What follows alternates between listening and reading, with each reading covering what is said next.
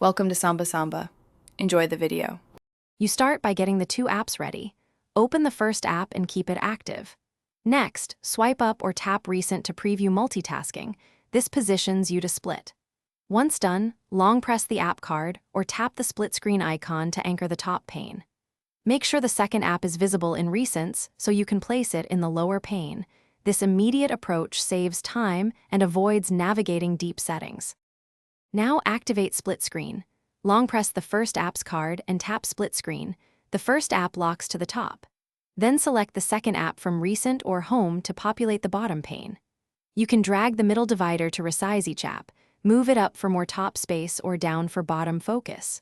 Once both apps run, use the divider icon to swap positions or open contextual menus.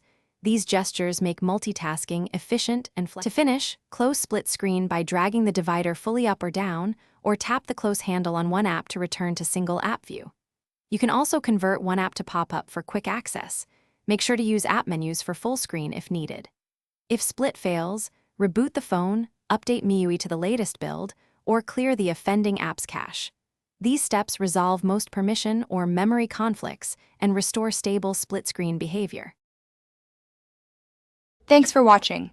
Consider subscribing if we helped you.